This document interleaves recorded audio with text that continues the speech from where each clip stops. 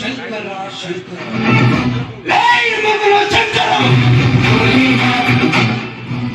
ಬಡವನೆಂದು ಬದುಕಲು ಕೈ ಬಿಟ್ರೆ ಬರ ಸಿಡಿಲಿನ ಕೈ ಮಾತನಾಡಿ ಎಪ್ಪಿಸಿದೆಯಾ ಈ ಕರೇಗೌಡನನ್ನು? ಶಂಕರ,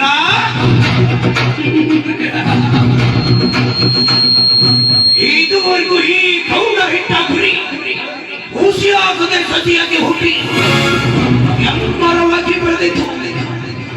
ಆ ಬಾಯಕ ಮರದ ಬುಡಕ್ಕೆ ಕೊಟ್ಲಿ ಪೆಟ್ಟನ್ನು ಹಾಕಿ ಕೂಡ ಸಮೇತನು ಕೇಳಲು ಸಿದ್ಧನಾದ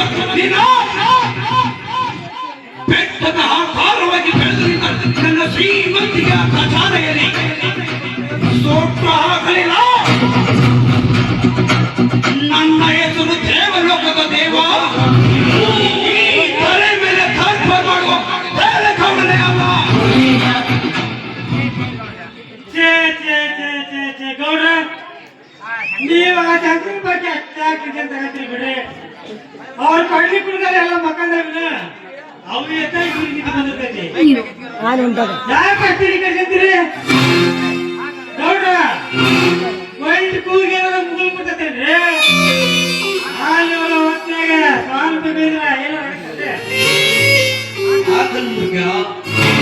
ಇದುವರೆಗೂ ಈ ಗೌಡ ಹೊರಟನೆಂದ್ರೆ ಸಾಕು, ಎದುರಿಗೆ ಬರುವ ಜನ ಕೈ ನನ್ನ ಕಾಲಿಗೆ ಬೀಳ್ತಿದ್ರು. ಈಗ ನೋಡಿದ್ರೆ ತುತ್ತು ಕೂಳಿಗೂ ಗೊತ್ತೇ ಇಲ್ಲದ ಆ ಬಡ ಭಿಕಾರಿ ನನ್ನ ಮಗ ಎಲ್ಲ ಕಲ್ಲದನ್ನು ಮಾತನಾಡಿ ನನ್ನ ಗೌಡಿಗೆ ಗೌಡತನದ ಮರ್ಯಾದೆ ಹೇಳು. ಗೌಡ, ನಾನು ಮಾತಾಡಿ ಕೇಳಿ ತಿಳಿಯುತ್ತಲೇ ಅದು ಸಾಯ ಮುಂದೆ ರೆಕ್ಕಿ ಬರ್ತಾವಂತ್ರಿ. ಅದಕ್ಕ ಹಂಗ ದೀಪ ಆರಾಮ್ ಹೆಚ್ಚಿಗೆ ಬೆಳ್ಕೊಡ್ತಂತ್ರಿ. ನಿಮ್ಮನ್ನ ಎಲ್ದಿದ್ರೆ ಹಾಕಂದ ನಮ್ಮ ಮಗ ಅವ್ರು ತುಂಬ ನಗರ ತಿಳ್ಕೊಂಡ್ಬಿಡ್ರಿ.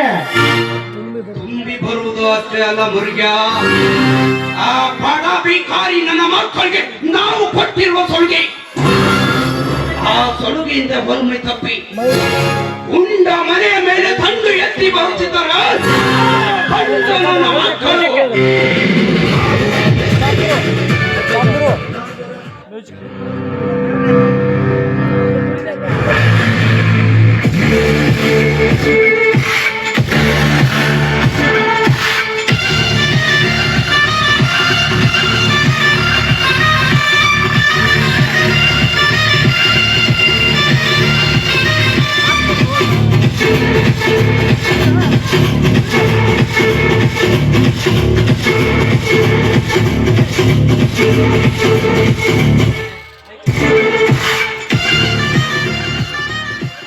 ಯಾವುದನ್ನ ಬಕಭಕ್ತಿ, ಬಡವ ಎಂಬ ಬಕಭಕ್ತಿಯನ್ನು ಬೇಟೆಯಾಡಿ ಬಡದು ತಿನ್ನುವ ಬಂಡವಾಳದ ತಾಯಿಗಳು ನಾವಿರುವಾಗ ನಮ್ಮ ಎದುರು ನಿಂತು ಕೂಗುವ ಸ್ಕೂಲಕ್ಕ ಯಾರೆಂದು ಹೇಳು? ಈ ಕಡೆ ಹೋಗಿ ಬೇಟೆಯಾಡಿಕೊಂಡು ಬರುತ್ತೇನೆ. ಬೇಡ ದೇವರಾಜ, ಎಷ್ಟು ಬೇಗ ಆ ಬೇಟೆಯನ್ನು ಬೇಟೆಯಾಡಬೇಕು. ಏಕೆಂದರೆ ಕೋಟ್ಯಾನುಗಟ್ಟಲೆ ಬೆಲೆ ಬಾಳುವ ಆಸ್ತಿ ಅದರ ಕೈಯಲ್ಲೇ ಇದೆ. ಮೊದಲು ಏಕಾದರೂ ಮಾಡಿ ಮೋಸದಿಂದ ಕೈ ಆಗಿಸಿಕೊಂಡು ಆ ನಂತರ ತಿಂದು ತೆಗೋಣ ಅದರ ಆಸೆ ವಂಶವನ್ನು.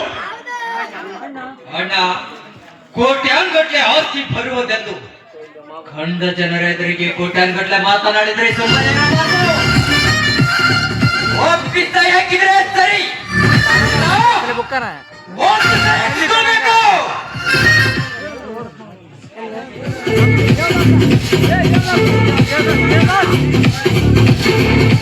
ದೇವದಾಸ್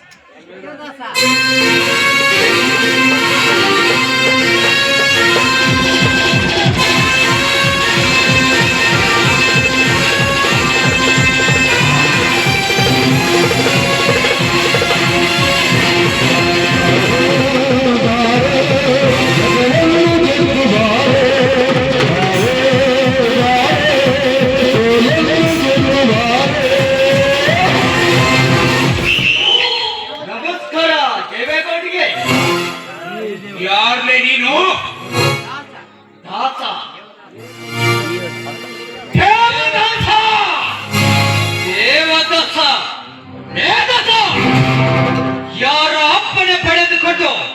ಈ ಗೌಡರ ಮನೆ ಬಾಗಿಲು ತಟ್ಟಿದಿ.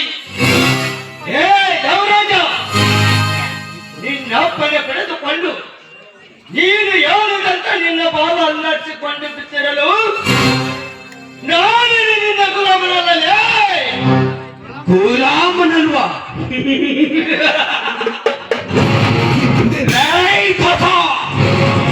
ಈ ಸುತ್ತು ಹತ್ತು ಹಳ್ಳಿಯಲ್ಲಿ ವಾಸಿಸುವ ಜನ ಈ ಗೌಡ ಹೇಳಿದಾಗೆ ಕೇಳಿಕೊಂಡು ಈ ಗೌಡನ ಸಲಾಮ್ ಹೊತ್ತು ಬಿದ್ದರೆ ಸರಿ, ಇಲ್ಲ ಅವರಿಗೆ ಅನ್ನ ನೀರು ಕೊಡದೆ ಬಹಿಷ್ಕಾರ ಹಾಕಿ ಹರವಿ ಕತ್ತುವುದೇ ಈ ಗೌಡನ ಕಾಯಕ.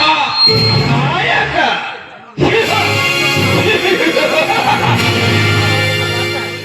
ಏ ಗೌಡ, ನಿನ್ನ ಕಾಯಕವನ್ನೇ ಕಡೆಗಾಣಿಸಿ ರೈತರ ರಕ್ತವನ್ನು ಜಗಲಿ ಅಂತ ಹೇಳಿ ಸಿಕ್ಕ ಸಿಕ್ಕವರನ್ನು ಕೊಲೆ ಮಾಡುವ ನೀ ಯಾವ ಸೂರ ಗಂಧಸು?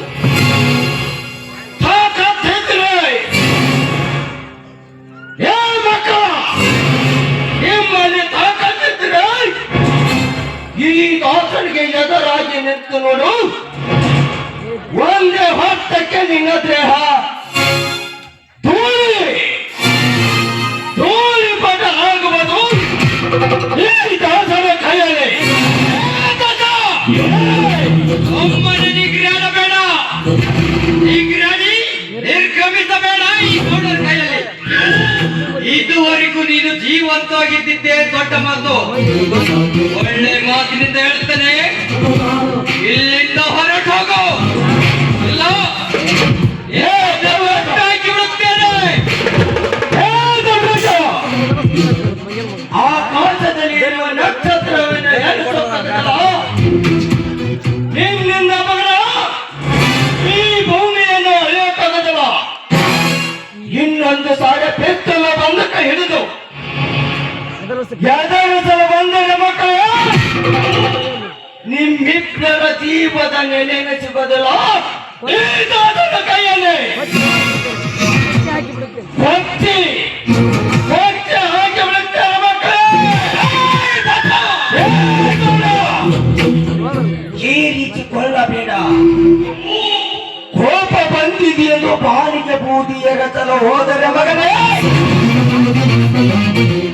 ಅದು ನಿನ್ನ ಮೇಲೆ ಬೀಳುತ್ತದೆ. ಒಳ್ಳೆ ಮಾತಿನಿಂದ ಆ ಬಡ ವಿದ್ಯಾರ್ಥಿ ವಿಜಯನ್ಗೆ ನೌಕರಿ ಹಾಕುವ 2 ಲಕ್ಷ ಲಂಚವನ್ನು ಕೊಟ್ಟು ಆ ನಿನ್ನ ಅಕ್ಕನ ಮಗನಿಗೆ ಕೊಡಿಸಿದೆಯಲ್ಲ, ಆ 2 ಲಕ್ಷ ಲಂಚವನ್ನು ವಾಪಸ್ಸು ತೆಗೆದುಕೊಂಡು ಆ ಬಡ ವಿದ್ಯಾರ್ಥಿ ವಿಜಯನಿಗೆ ನೌಕರಿ ಆಗಲೇಬೇಕು. ಇಲ್ಲ ಇಲ್ಲ ಅಂದ್ರೆ ಏನ್ ಮಾಡ್ತೀಯ ತಾತ? ನಾವು ದುಡ್ಡಿದ್ದವು, ದುಡ್ಡು ಕೊಟ್ಟು ಏನ್ ಬೇಕಾದ್ರೂ ಕೊಡ್ತೇವೆ. ಅವನಿಗೆ ಅದೇ ನೌಕರಿ ಮಾಡಬೇಕೆನ್ನುವ ಅಂತಂದ್ರೆ ನಮಗಿಂತ ಹೆಚ್ಚಿ ದುಡ್ಡು ಕೊಟ್ಟು ನೌಕರಿ ಮಾಡೋದ್ ಹೇಳು ಆ ಬಡ ಭಿಕಾರಿಗೆ. ನೌಕರಿ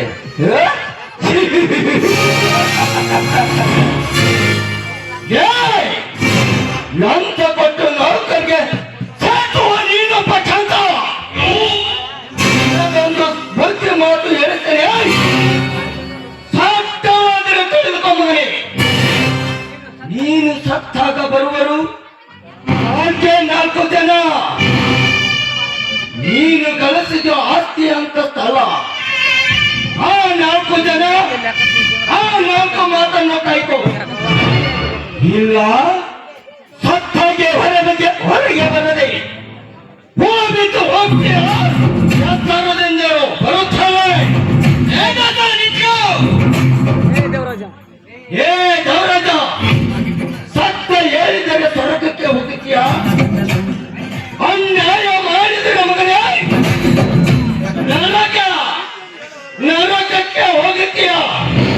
ಜಾತಿ ನಿಗ್ರಹಿಸಿದರೆ ಈ ದಾಸನ ಕೈಯಲ್ಲಿ ಕಷ್ಟ ಹೋಗುತ್ತೀಯ. ಏ ಗೌಡ, ಇದು ನಿನ್ನ ಮೊದಲನೇ ಭೇಟಿ.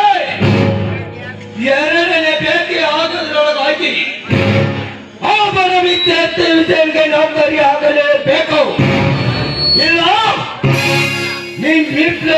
ಹೋಗಲೇಬೇಕು. ಬರುತ್ತಾರೆ ಚೋರರಿಗೂ ಆ ಬ್ರಹ್ಮದರದ ಹಣೆಬರ ಈ ದಾಸ ಬರಿತನೆ ನಿಮ್ಮಿಬ್ಬರ ಜೀವನದವರ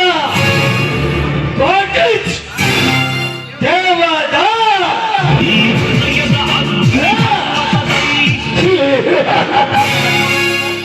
ಈ ಹೃದಯದ ಅಗ್ನಿ ಪರ್ವತದಲ್ಲಿ ದ್ವೇಷ ಕುದಿಸಿದೆ, ಸೇಡಿಗೆ ಸೇಡು ಎನ್ನುತ್ತಿದೆ. ಬಸಮಾವೆ ನನ್ನ ನೋವಿನ ಕಥೆಗೆ ಸಾಕ್ಷಿ ನುಡಿಯುತ್ತಿದೆ.